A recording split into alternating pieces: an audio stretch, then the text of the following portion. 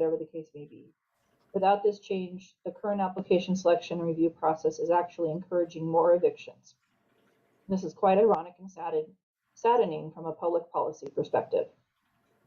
Excuse me. The fine-tuning of the application selection, review, and processing policy change will eliminate the need for a landlord to look toward eviction proceedings to simply try to compel a rental relief application to get reviewed and processed. This could avoid the extremely stressful, expensive, and hopefully unnecessary step of having to file for an eviction. The current policy leads to that approach and tactic needing to be used. I thank you for your time listening to me and your serious consideration of this request. All right, thank you. No other messages, no phone calls. Okay. With that, we'll move on to the approval of the minutes. Are there any corrections to the minutes from our last meeting? Seeing no hands raised, the minutes are approved as submitted without objection. Takes us to consent. We have one item on the consent calendar, the Brown Act remote meetings during a state of emergency. I'll take a motion on that. I'll make the motion because I believe this is the one that it has to be approved every single month. So this is the first of the month. So I make a motion that we approve. So I'll second. Second by Javu and Wu. So Vicki, roll call. Sorry, Boyd, Aye. Morgan, Aye. Hunley, aye. Ross, Aye. Jabu, Aye. Commissioner Wu, Aye. and Commissioner Stark's not here yet. Yes. Oh, you are there. Okay. Sorry. Okay, motion carries.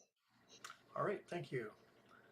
That takes us to presentation, the Family Self-Sufficiency Program. Okay, so Judy, are you ready? Or Good afternoon, everyone. I am, but I do not see our person that we had asked to go ahead and attend here today. Her name is Cassandra, and I don't see her on here as one of the participants. So I may need. do you see her waiting in the queue or anything? Cassandra Cummings? No. Not on the list. Okay, well, if we could, Chair Morgan, if maybe we could move this towards the end of the agenda and give her opportunity to see if she's able to join us. Sure, no Is problem. that okay? Sure. And I'll see if I can reach her. Thank you. Okay, all right, thanks, Judy. So we'll just table this item for a few minutes then. Okay. So that will take us to discussion and business items. Item number 3, the approval of the Housing Authority participation in the Greater Broadway P-bid. I think we have Trish is on the line. Yes, I'm here. There you go. Yeah. Hi, good afternoon, Chair Morgan and the Commission. My name is Trish Simpson, and I'm one of the management analysts here for the Housing Authority. And this afternoon, I will be presenting one item for consent. In 2007, the Housing Authority became a partner with the Greater Broadway Property Business Improvement District, known as a PBID. So what is a PBID? It is a defined area or district where businesses within designated boundaries pay an additional tax in order to fund projects within those district limits. And the purpose of a PBID is to provide services and activities through clean, safe, and economic enhancements, which are above and beyond that which the city can currently provide. So this Greater Broadway PBID offers services that are specifically benefiting parcels located within the business district of the Broadway corridor. And our Alder Grove housing community, which is owned by the Housing Authority of the City of Sacramento, is located within those boundaries of the Greater Broadway PBID. So the last 10-year renewal of this PBID was approved in March of 2012, and it will expire at the end of this year. Today, the Housing Authority is seeking the following. One, designated signature authority of the executive director or her designee to sign the petition to renew the PBID for another 10 years, thus solidifying our partnership through the year 2032. And two, authority of the executive director or her designee to approve the usage of conventional housing funds to pay the annual maximum parcel assessment fee of $22,824.55. And that's my presentation about the PBID. Does anyone have any questions? Commissioners, I see Commissioner Nunley. Go ahead, Cecile. Just one quick question, if you can. You mentioned that there's an additional tax and they pay this additional tax to fund projects or other improvements that the city can't or is not able to do for various reasons. Can you give just one broad-based example of that? I'm not sure that I know specifically what it was. And if you can't, that's okay. It's just. No. Oh. Great question. I can. Actually, they have identified a couple of projects for the next couple of years. And one is they're going to concentrate on O'Neill Park that is located within the boundaries. And they'd like to provide a crosswalk and a bus stop across that street.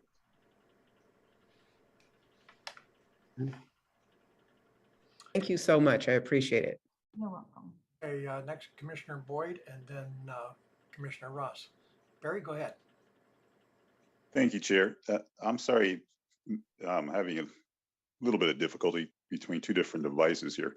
And the not explanation, but the statement that was just given to Commissioner Nunley's question. Could you please repeat that? And then I'll ask my question. Yes, I can. So for the next couple of years, one of the projects that the district will be concentrating on is O'Neill Park and providing a crosswalk and a bus stop across the street. Oh, okay. Thank you. Fantastic. My question is, what is the, I can say formula, but well, what is the formula I'll use that word in regards to coming up with a total that each member pays the $22,000 annual? How is that number derived? And is that the equal number that all members pay? That is a really good question, Commissioner Boyd. I understand, from my understanding, Michelle, if Mark's not on the line, if you can help confirm, I believe that it depends on the amount of acreage that each business has along that corridor, and that the calculation is based on that. So however many people choose to be a partner is first, and then however much acreage they have on that big, how much they have on their own parcel within that business district adds to that calculation. Yes, Trish is correct. It is the acreage that fronts Greater Broadway. And so our public housing does actually face that. So then they take, it's a formula and they times that by, your square footage, and that's how your amount is derived. So it'll vary depending on how large of a footprint you have. I appreciate that. So the square footage equals, or the amount equal for the square footage is based upon what the square footage is, say, selling in the area, or is the square footage just an agreed upon number that all members come up with? I'm not sure that it's a part of the formula when they establish the actual PBID, and that's how they determine exactly how much each person will pay. So if I'm a small shop owner and I don't have a large footprint, I pay less than someone, let's say like Target, who might have a much bigger square footage. I believe it's tied to the parcel number with the tax assessor. Yes. Oh, for the value of the property, and gotcha. Okay, that's what I was just. Thank you, Chair. Thank you, Director. With that, we'll go to Commissioner Ross. Martin, go ahead. Yes, thank you. I am glad to hear that there are new projects for a crosswalk, and I think you said bus stop. Is that what you said? Yeah. So I was just curious, are there, read in the description, there's types of projects. Is there any record of other projects that have been accomplished? Is there, annually, targeted projects that are supposed to take place? Those are two questions. So one, so it comes up every 10 years of approval. So we're paying $22,000 annually. Have there been any notable projects that have been accomplished in the past decade? And then are there projects targeted annually to be accomplished each year with that funding contribution? So Trish, maybe do you have some of the background information? Then I can talk from the perspective of generally how PBIDs, come up with projects. Yes, I do.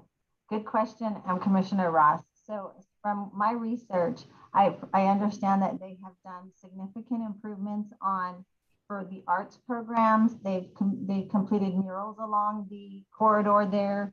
They've done other beautification projects, and most recently, they just contracted with a patrol service. That's a non-emergency patrol service that all of those members can contact for non-emergency situations. Okay. And so traditionally, what PBIDs do is that all of the members, who are part of the PBID do come together and pretty much come up with the projects that they would like to undertake. A lot of times, it's, as Trish said, it's safety and security issues. It's sometimes it's a different level of cleanup where they actually keep, sidewalks and store frontages where they might power wash them and keep them clean. You'll see that in the downtown area. The downtown partnership is a PBID that does things like that. It may be increased security and patrols that the PBID actually pays for all of the members within the designated area that it covers. So. Oh, that's excellent. That's excellent. I like to hear that. I've seen those in different communities, so that's great. So my next question, and this will be it, do all the funds that are allocated for projects, do those get expended in that year, or they pass through to the next year, or are most of the funds spent with respect to the projects? It will vary based on the PBID, and what I have seen is that they may roll over some of those funds from year to year, depending on how the projects go. They may keep some additional funds in their retained earnings if, let's say, a project goes over, that they pull from, or they may just roll it over into the next year. And they get renewed either at a 5-year interval or a 10-year interval where all the owners agree to really continue to assess themselves for the services that they receive. Okay. Thank you very much, both of you. All right. Good questions. Yes. Okay. So that takes us to, is there any public comment on this item? Okay, no public comment. So I will take a motion. I'll make a motion to approve. I'll second. So motion by Nunley, second by Wu. Roll call, please, Vicky. Amanfor? I'd like to abstain because I just jumped in. Okay. Boyd? Aye. Morgan? Aye. Osmond? Aye. Nunley? Aye. Ross? Aye. Jabu? Aye. Starks? Yes. And Commissioner Wu. Yes. Okay, motion carries. Okay, I'd like to go back and take up the presentation that we tabled a few moments ago. This will be, as soon as I find it.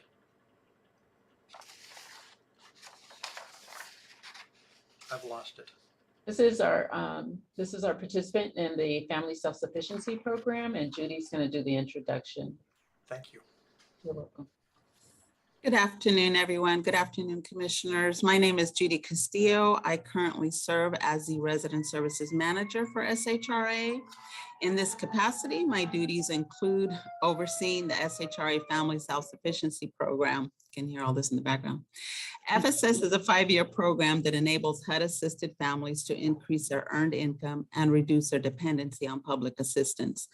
The primary goal of FSS is to help participants make progress towards economic security and help with their financial goals. We currently have 65 residents enrolled in our program, and I am very pleased to have one of our FSS graduates join us this afternoon. Cassandra Cummings Wilson joined the program in the spring of 2015 and has successfully completed and graduated from this program. She has been very dedicated and committed to doing all she can to learn and grow personally and professionally. I would like her to tell you a little bit about herself and share her story about the program and her experience at SHRA. At this time, I would like to introduce Cassandra Cummings Wilson. Cassandra? Hello. My name is Cassandra Cummings Wilson, and I've lived in the SHRA as a resident for the last 11 years, and I just graduated from the program. It took me 6 years, but that's just because of COVID a little bit, but that's okay. During the program and since living in SHRA, I have got my associate's degree in cosmetology, and I'm still in school to become a radiology technician. I only have 2 classes to finish for my prerequisite before I can apply. Since being in the FSS program, I've been off of cash aid since 2015. I did have to go back on it for a brief stint in 2018 when I had my twins and I was still looking for childcare. But once I found childcare, I was right back at work full time. Since being in the program, I have worked full time, and I've been working at my job for 7 years, and I'm the longest working employee there. Initially, when I had joined the FSS program, it was to, in the end, hopefully to buy a house. And before COVID, it was possible, but right now it's not as possible. But that's okay. So instead, what I'm doing with my graduation money is I'm going to give myself a raise, and I'm going to take a leap in faith on myself and my skills, and I'm opening up my own business. And opening up my own business will allow me to continue to further my financial goals and eventually be able to buy a house in this market. Without the FSS program, I don't really know if I would have the education that's needed in order to buy a house or know anything. I didn't really take my like my credit score very serious before, or my future very serious before. Once I joined this program, it gave me goals to accomplish that I didn't know I could accomplish. Basically, with the FSS program, it has given me support and resources I didn't know that was available without them. And I just want to say, Axel, I'm not sure of his last name, but he is my coordinator, my FSS coordinator. And in the, I want to say 3 years he's been there, he's helped things progress. And I really will say, like, he's been a big help, And I just want to say thank you to the FSS program, because it's really helped me grow and progress as a person, as a mom, in general in life. So I just want to say thank you to everybody who helps. So that is my experience with the FSS program. If any of you have questions, you're more than welcome to ask. But thank you so much for your time, and for all the help that and all the resources I've been given. All right, well, thank you. And we're going to start with Thank you. Commissioner Ross first. Go ahead, Martin. All right, well, I have a hand raised, and you may have seen my hand clap. So if you didn't, I'm going to do it for you. All right, Thank you. Outstanding. Those are the stories that we want to hear, that everybody wants to hear. People moving forward, taking the initiative, getting it done, setting your goals and achieving them. And so I am a twin. So my mom told me it was payback. I don't know if your mom ever told you that, but I'm a twin, and so lots of fun, but double the trouble too at the same time. I don't know, but That's right. congratulations. Yeah, it might be. I have no idea, but wow. But hats off to moms too. I always say Mother's Day always forever in the future should be before Father's Day and continue that way, because moms are getting it done, especially if you have twins. So thank you for doing what you're doing. I see cosmetology, I see radiology, and I see you're starting your own business and your financial goals of home ownership. It will happen. And I think maybe one of the ways to make it happen might be owning your own business. So what might that be?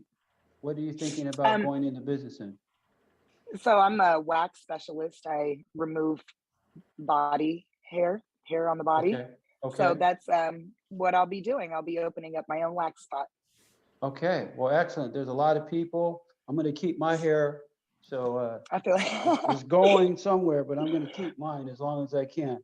But congratulations. I know there's a market out there. I'm sure you've done your market research, and continue to increase your education, and not only that, find a mentor in that. And I think you'll do well. And I'm counting on that. I'm hoping for that. I'm sure all of us are too. So blessings to you and all that you're doing. And thank you for that wonderful story, Ms. Castillo, and you too, Ms. Cummings. Thank you. Thank you, Martin. Thank you. Who else has their hand up? I don't have my hand up, but when do I ever put it up? I think, Gail, we're going to buy you a coupon to her kind of removal.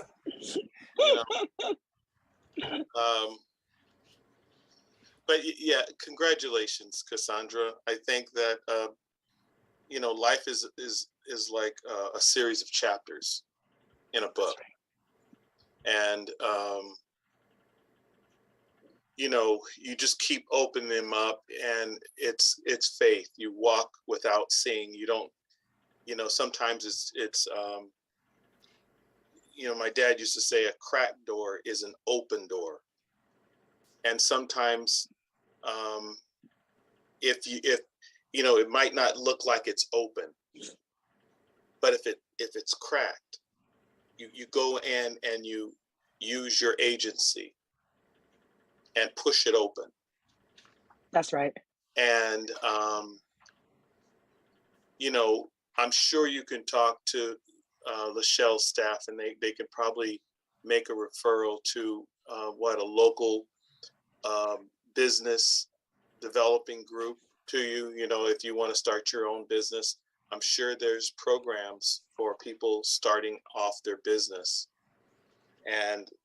But it's one step at a time. And just remember that there's nothing more important in this life than your family. Just remember that. Raising those kids, giving them love, giving them protection. And you're an example. Thank you. I agree 100% with what Commissioner Ross said. It's, you got a family of people who are really kind of supporting you and hoping that you take it to the limit. Don't stop. There's That's right. Thank people you. around you that are going to try to get you to stop, but you have to write your goals down and then do them. That's right. All Thank right. you. Thank you. You're welcome. All right, thank you, Sam. I'm going to second what both Commissioner Starks and Commissioner Ross said, but congratulations on having twins. I'm one also. I didn't know the Hey. So I've been a twin all but 7 minutes of my life. So that tells you which order we were born in, doesn't it? That's right. my mom started off with twins, and the rest of them were easy after that. So, but I've been self-employed most of my life, and I will tell you that I would not have it any other way. You are in control of your destiny, and make it happen. Congratulations. Thank you. Any other comments before we move on? Just really wanted to say thank you to Cassandra for coming on and sharing your story here, and really for your fortitude and moving forward and the things that you've been able to do and accomplish and will accomplish and continue, and that we are still there for you. We're there to continue to support you and help you any way possible. The same as Commissioner Starks was saying, whatever you need and setting up your business and all of those things, we're here to connect you to all the resources necessary. But congratulations, it's just a wonderful, wonderful accomplishment. Thank you. Thank you so much. All right.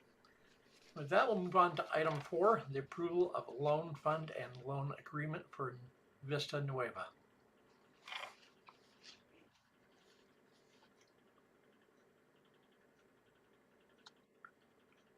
All right.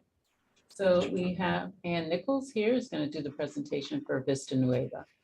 Good afternoon, Commissioners. Ann Nichols, Management Analyst. The report before you requests authorization to allocate funds and enter into funding agreements to assist in unexpected construction costs at Vista Nueva Permanent Supportive and Transitional Housing Project by developer Jamboree. In October 2021, the Housing Authority received authorization from this commission, council, and the Housing Authority Board to apply for home key funds to be used for the project. At that time, an allocation of $8.9 million in local funds to serve a gap financing for the project was also approved. In December 2021, HCD announced that the project was awarded $29 million in home key funds. Since that time, staff has been conducting due diligence activities. As part of the due diligence, Jamboree staff began discussions with both the building department and fire department. The following 3 areas were identified, which made additional construction costs to the project. First, updating the windows in the units to allow for egress in case of fire or emergency. Upgrading fire alarm systems and panels to current code. And third, expanding the laundry room. Staff is recommending an additional allocation to the project of $683,750 in home funds to cover these unanticipated project expenses. Staff is available to address any questions you may have. All right, thank you, Ann. And commissioners. We'll start off with Commissioner Nunley. Go ahead, Cecile. Sorry, I tried to raise my hand and I got a clap in there instead. Thank you very much for the presentation. I actually drove by this location today just to take a look, and it looks in good shape. The building and everything looks very much in good shape, just from what I could see on the outside. And I'm not sure this, because of the location, I was a little surprised that it's in a very retail type of location. There's quite a few stores, and then you go over and you have business offices, and then you have this hotel, which I think is excellent. But the other thing, though, it still seemed, I guess my question comes up to, since it's supposed to be for homeless in transition, how are people supposed to get there? Because it doesn't seem like it would be very easy for people to get there. And I know that may have been brought up earlier, but I did kind of just wanted to follow up on that. How is the access for people to get to the location once it's finished? And I understand it's not finished yet. So there will be a referral system done through Continuum of Care as part of the HCD Home Key program requirements. And I imagine case managers will provide the transportation to the site and help the folks move in. Yeah, just to follow up, this will be for formerly homeless families or anyone parenting or with a child, but it is permanent housing. So it's not something where you'll see kind of a lot of, there won't be coming and going. You cannot walk up and get services. It is permanent housing, just like 7th and H, or any of those where you will go through the continuum of care. And that's how you'll actually place there. We're really excited. You're right. It looks great on the outside, on the inside too, which is why we're hoping that just the conversion into permanent housing will be relatively easy. But yes, and then the 10 transitional units, because there are 10 units that could be used for kind of an emergency sheltering situation. And those will also go through social service providers. So there'll be transportation provided if it's those type of emergency services. Oh, where yeah. somebody needs to get off the street, so to speak, immediately. Correct. And yeah, it looked really great. And I assume there wasn't very much pushback from that community because it's all retail and you don't have very many homes in that area. Well, you know, nothing is always completely, you know. I know. Yeah. But yes, I think that was helpful. But we also see that this is an opportunity because of the amount of retail in its location. It's very easy access to get to grocery stores. You know, it's easy for potential job opportunities. And there is a pretty good transit around there. There's a bus stop and, you know, there's a TMA and Natomas is pretty active, the Transportation Management Association. So I think it'll be a very good location for all of those factors. And this is primarily for individuals with young children. So I'm assuming there'll be some type of access also for schooling going. Correct. And the school district actually has reached out and is very excited about this and looking for ways to partner. And it will be just families with children. They don't have to be young children, but they do have to have children. Okay. All right. Thank you so much. Like I said, it looks really, really nice on the outside. It looks like it could be a great place. Thank you. All right. Commissioner Boyd is next. Go ahead, Barry.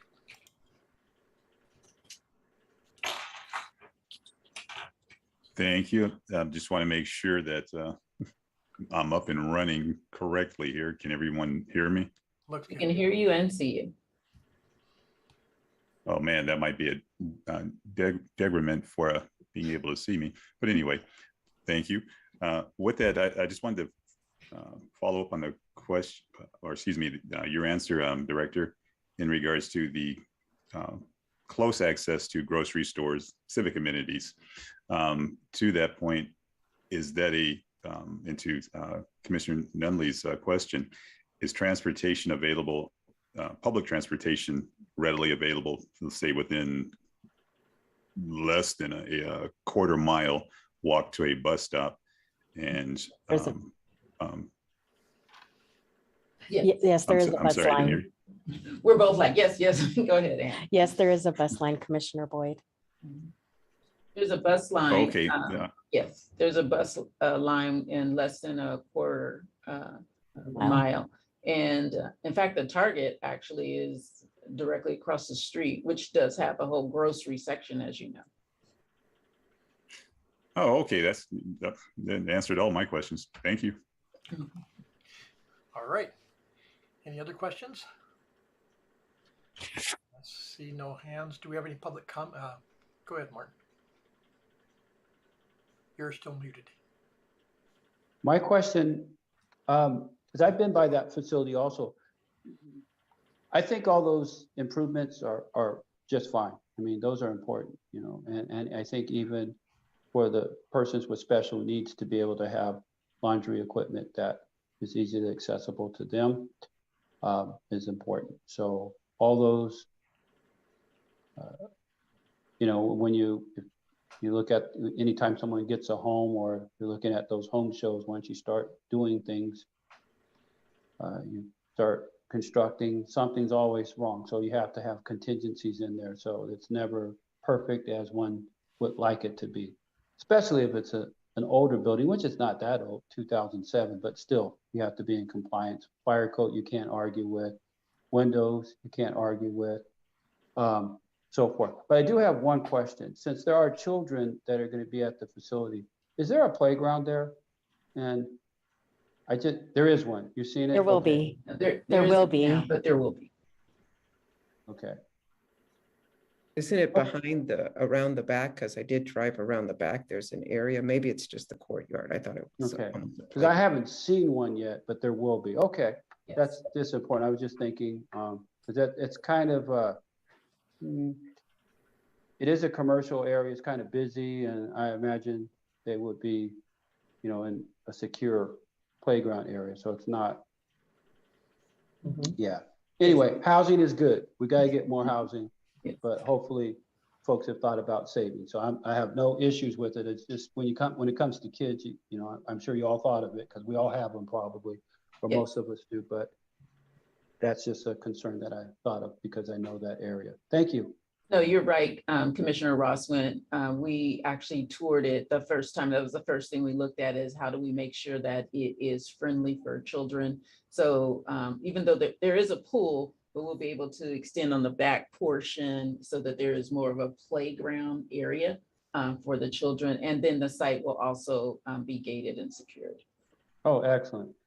Thank you, Director Dozier. That's great. Okay, those are my questions. All right, any other questions? Any public comment on this, Vicki? No, there isn't. Okay, I'm open for a motion and a second. So move. Oh, second. Oh, Daryl got in there before me. I wanted to second it, but I'll hold mine. Daryl, go ahead. Martin wants, that was a good one. That was right up my alley, but I'll wait. You guys are fast. You're going to win the contest if we had to get some money.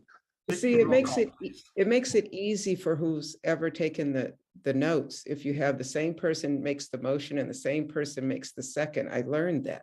It's easy for taking notes.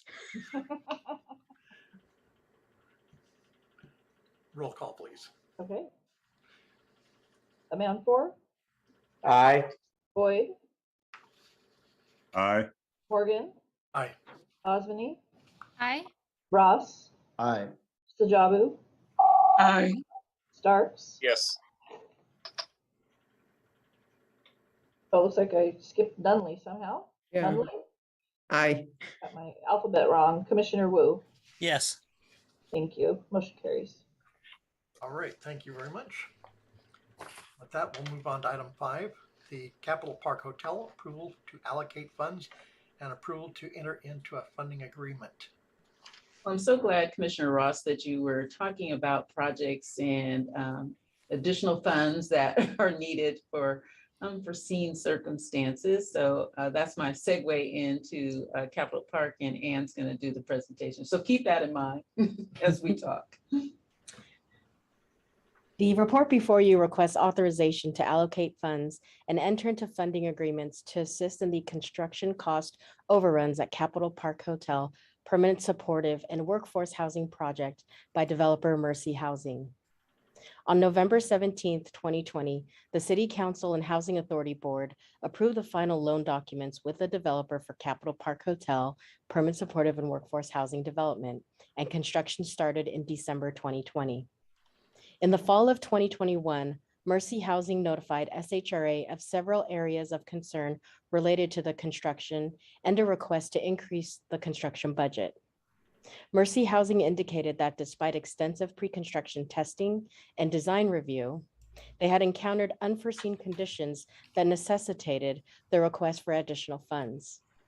These included unanticipated structural repairs, the demolition and replacement of failing structural components, and extensive dry rot of this building that's over 100 years old. In addition, they had been notified that they would be required to relocate the SMUD transformer from the alley into the building, which would be an additional unanticipated expense of over $1 million.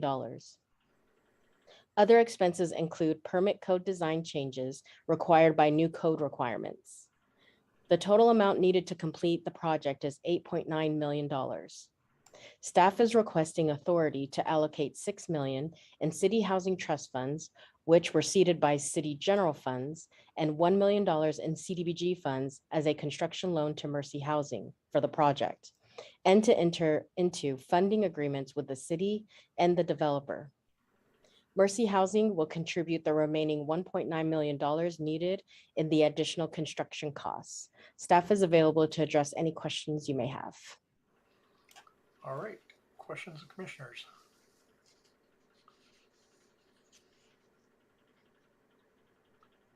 Go ahead, Barry.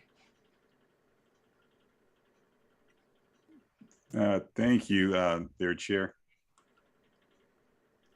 I'm just trying to form my question, just in regards, because it's Mercy Housing, which it may have been resolved in the last day or two, to which I haven't heard or seen any reports on, in regards to a property that Mercy Housing has, I believe that SHRA is attached to. They're on, was it 24th Street near the Executive Airport, to where it has blown up into a big issue in regards to it's a big issue. Go online and read the reports and watch the news interviews. If my question is, Mercy Housing hasn't answered questions into why the allegations that tenants have presented, and I'm just not leery, but well, I think that straighten it up. maybe Brad, if you're here in terms of kind of the responding to something that is on the agenda versus another issue. Well, yeah, that's correct, Commissioner Boyd. Because that item is not addressed on the agenda for business discussion, it's something that we would advise against discussing pursuant to the requirements and restrictions of the Brown Act. If you have a specific question,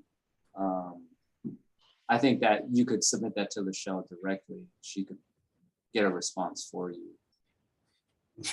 I appreciate that. The tie-in to the current agendized item is in fact Mercy Housing being the partner to which we are going to vote in regards to allocating funding, to which Mercy Housing is engaged in another issue outside of this agenda item. But it is Mercy Housing that is, we are going to continue to fund for this said project, but Mercy Housing may be an entity that we would want to look at closer before we allocate any more monies. So that is why I brought it in, understanding the other issue is another issue, but giving a bigger umbrella picture of what is going forward. Yeah, so what I would suggest, if you have concerns of that nature, to perhaps make a motion to have that addressed at a later time, or alternatively reach out directly to Michelle. But unfortunately, and I'm not trying to play hide the ball here, it's just unfortunately, because it's that specific issue is not agendized, we cannot have it discussed during our meeting. However, if you want to take some time and maybe think about how to craft a similar but more on point question that maybe you'd still be able to somewhat get a response to, then I think you could attempt to do that. It's just that asking this question right now, because it's, even though it's Mercy Housing, the agendized item is specifically due to this specific project. So because the question you're asking is not tied to the approval or disapproval of this specific project, at least the answers and discussion to it, then it's something that cannot be discussed. If you're uncomfortable, you have your voice in a vote. You have the ability to make a motion, whatever motion it is you might want to make. Or alternatively, again, you can reach out to Michelle directly to get more information on the answers to your question. But short of that, it would be my advice to the board here not to discuss or continue to discuss this specific issue because it is not agendized. And just as a reminder, and it's I'm not making it as a threat, but it's just as a reminder that violations of the Brown Act could lead to civil and criminal penalties. So I'm really just trying to make sure that everybody stays clear of, those types of issues or problems. So that's what I would recommend. You're free to do what it is as you'd like, but I would advise Lachelle as well in this situation to not discuss among all of us during this interview any answers or business with respect to the question that you're asking. Thank you, Brad. What I think we might be able to do is talk about the general character of the organization and the history of working with Mercy Housing. And we have had dealings with Mercy Housing since before. And I'm sorry to cut you off, Chair Morgan.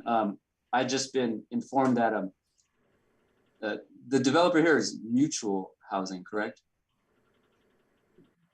I believe this is Mercy Housing. Oh, okay. I don't know. Christine came in saying it was a different developer, but never mind then. Yeah. So I was saying we could talk about Mercy Housing as an entity that we've worked with and had the character of the organization that we're looking at. And character has been very good to deal with in the past and has done a lot of good. We can look at that respect and more good than negative, I would say. From my perspective, I can't say that for everybody, but from my perspective, if that helps any at all, Barry.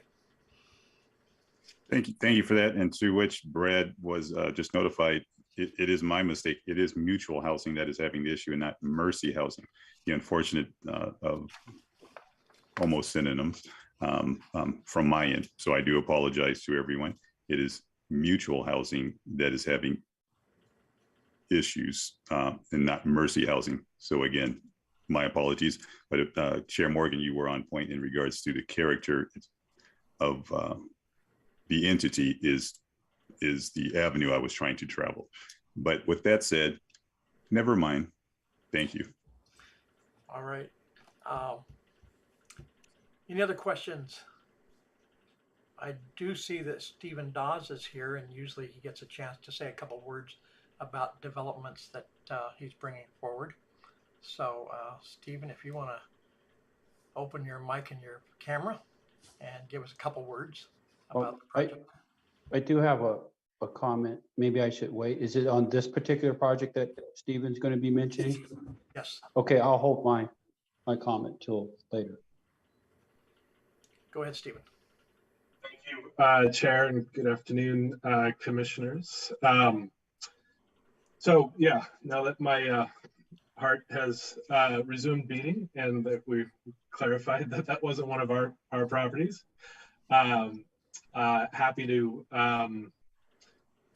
just say a little bit about Capitol Park Hotel. I know not everyone here was when this came through originally, but this is obviously not where we hoped to be at this point, but with a 100-year-old building, this is unfortunately not terribly surprising that a rehab budget ought to have closer to a 30% contingency rather than a 10 or 15% contingency. So it is a hard lesson to learn for all of us, but extremely grateful for the partnership with the agency and the city, and most importantly, the drive that this community is continuing to show to deliver permanent supportive housing to address homelessness. So, thank you. Thank you, Stephen. I believe it was Martin. Go ahead. Thank you. So yeah, that was, thank you, Stephen. That was sort of leading to my next question. I mean, in general, I suppose you were mentioning lessons learned. I was just thinking about I mean, we are asking like for 8.9 million. Is that correct? Am I hearing that correctly? Yeah. Okay. 7 million. 7 million, Commissioner Ross? No, total. Oh, the total increase in construction cost overruns is 8.9 million, and SHRA is asking for approval of 7 million. So I have two questions. So one, when we have such a large contingency or increase in contingency, so I imagine you're saying it's around maybe 30% more than, than the, or double what typically is there, 10 to 15%. Does this, or these types of situations, does this particular situation or these types of situations put SHRA's, annual project budgeting or budgeting for that particular year in jeopardy? Does it, drain funds, or do we have, ample funding to, make these kinds of loans? And does it affect other things? As Ann mentioned, there's $8.9 million.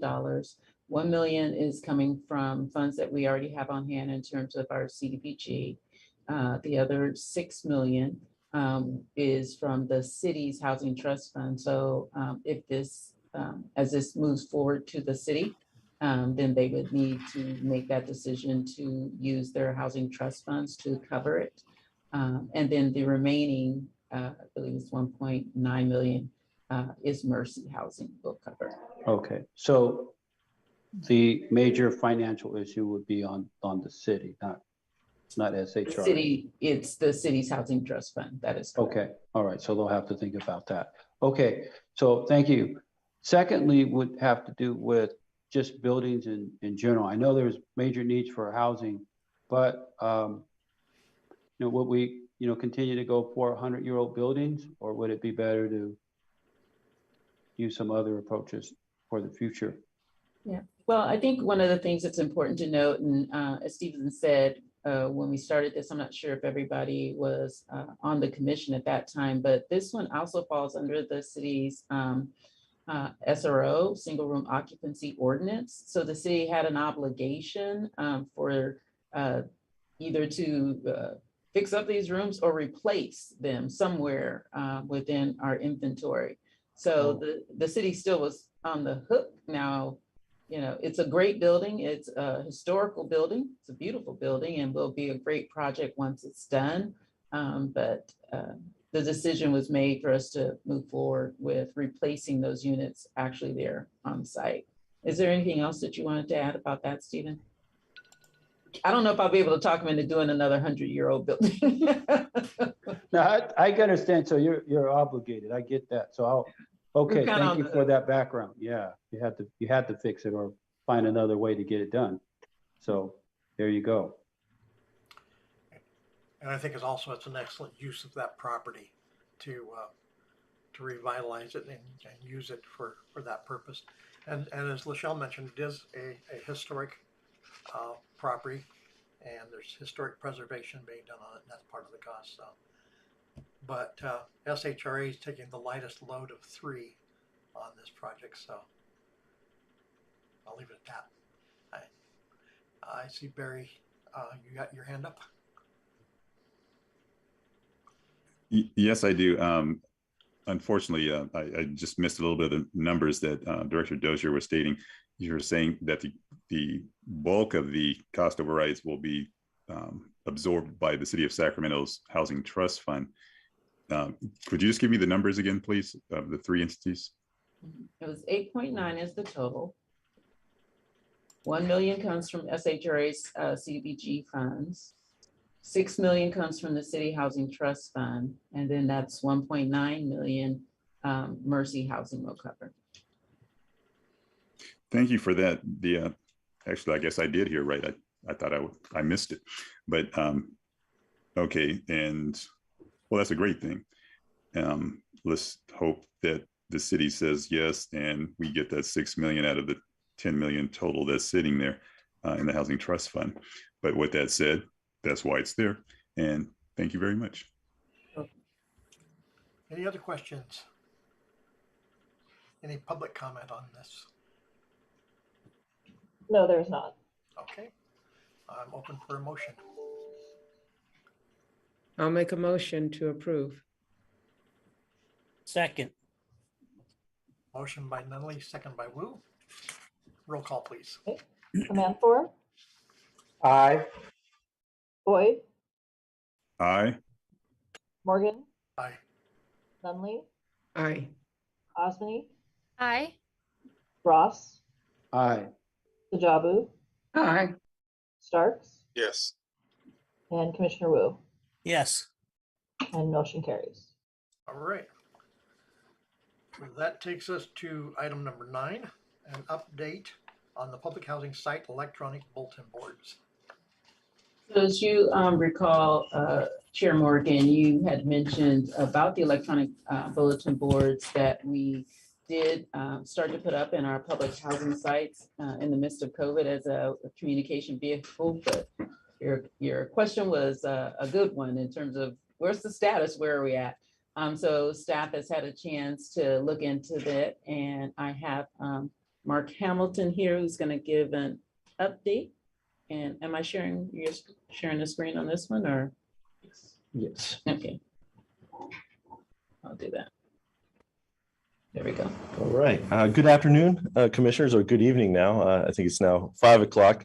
I promise that this update will be relatively short. I put together a quick slide deck. So yes, we do have all of the video displays currently up and running. We have a total of 22 of them throughout our public housing inventory. It might be a little small on this slide, but you can actually see some of the locations that we've installed these devices, and they're in places like community rooms, main lobby spaces, office lobbies, just throughout our inventory. So all the devices are on, they are receiving data. We did get an update this afternoon at our RAB meeting that we may have one device that we need to kind of follow up on, but we're working on that and making sure that that is up and running. Here's an example. We have currently 4 slides running through the presentation right now. The first of which is welcoming everyone to spring. Season of allergies, but also flowers blooming and trees coming into their own. We have a slide that kind of goes over our maintenance emergency work order process, which is really critical.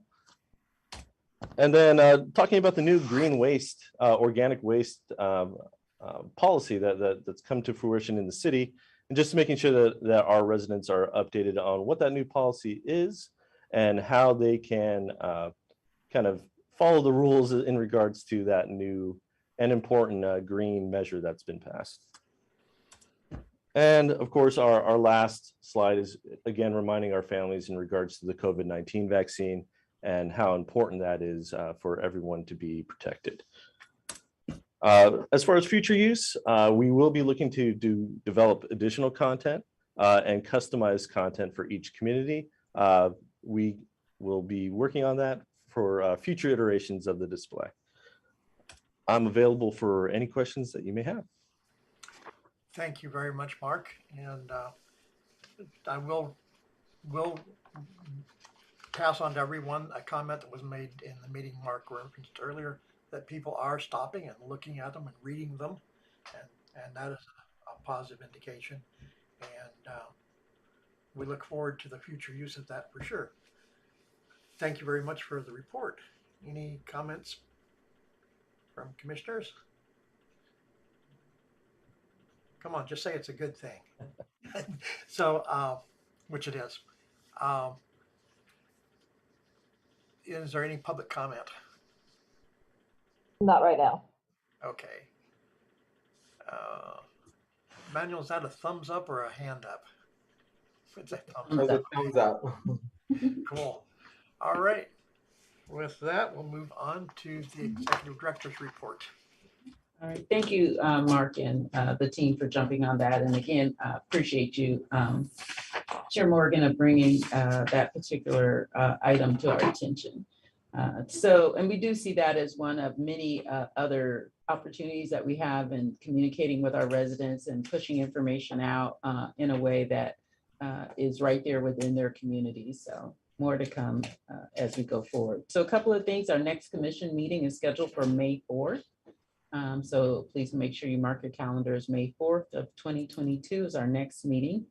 And then our events calendar, we had a lovely ribbon groundbreaking for Cornerstone a few weeks ago, which was a very exciting project.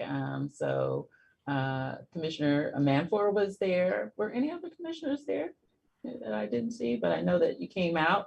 But it was very exciting for us to kick that particular project off, which is a collaboration between Mutual Housing and Habitat for Humanity. So really excited about that. And then coming up, we have an event at Marisol Village. It's a celebration on Earth Day, which is April 23rd from 1 to 4 p.m. And it's going to be a lot of activities there, planting, gardening, workshops. I mean, the community garden there is, I think, the best in the city, if I must say so myself. It is absolutely just has everything you would imagine that a community garden could offer for residents. So we're really thrilled about that, but there'll be mural paintings, transit education, all kinds of good things. So you have time on April 23rd between 1 and 4. Love to have you come out. And you'll get a chance to see the park, which is really what I consider the crown jewel and kind of the center of Marisol Village, and all the playground equipment, and just thrilled at how everything is coming along there. So those are my comments. All right, thank you. I plan on being there for the second iteration of the garden, park, etc. I missed the last one. So, and thank you to Emmanuel for representing us all there. I have another meeting to go to on that day. So for chair's report, I pretty much spouted off already, so I won't say more. But we do appreciate getting all those electronic bulletin boards up and working good, and it's definitely a positive thing. Items and questions of commissioners, including announcements like weddings and babies. I don't know, do we have anyone else who are twins? Yeah, that person snuck out today. Yeah, I had a baby that came through on the 19th. Oh, wow, congratulations. Thank you. Yeah, congratulations. Currently feeding them right now. Oh. Are you on paternity leave? I took a week off, but had to go back to work. All right. Congratulations, that's wonderful. Thank you. Well, you didn't say twins, right? You just said no. My mom, they said it was only going to be, at that point in time, they didn't know. They said it was only going to be one child, and out came two. So there you go. Well, congratulations. Congratulations. Thank you. Thank you. Go ahead, Barry. First of all, supersedes everything. Congratulations, Emmanuel. Fantastic, brother. Fantastic. Just being nosy, is this number one or is this not number one? This is number 4. Oh, never mind. You're old head. You're a pro then. But still. But right on. Congratulations. Thank you. Right on. Right on. I would like to bring up and say congratulations to our director for 2 items here. One of the recipients yesterday from the women of the Sacramento City Council, the proclamation that Director Dozier received, and equally the congratulations for the Sacramento Business Journal's CEO of the Year for Sacramento. Congratulations. Thank you. Thank you. Thank you so much. I'm just shocked by both of those awards, and just proud that I get a chance to represent an organization like SHRA. Thank you, Commissioner Boyd. You're welcome. I'll just crack a little joke. You did look a bit like a deer in the headlights in last night's council meeting. Yeah, like, wait, what? They just drugged me in and said, the meeting's starting. I'm like, okay, the meeting's starting. I'll be there. And they're like, no, you need to come in the meeting. So, I was like, okay, I sit down and then, all this stuff is happening. So yes, I was very shocked and surprised. Fantastic. Great job. Great job. It's always best that way. All right. Well, congratulations to all. Emmanuel and Michelle. Any other comments? All right. With that, we will adjourn and meet again on May 4th. Bye, everyone. Bye-bye. Bye.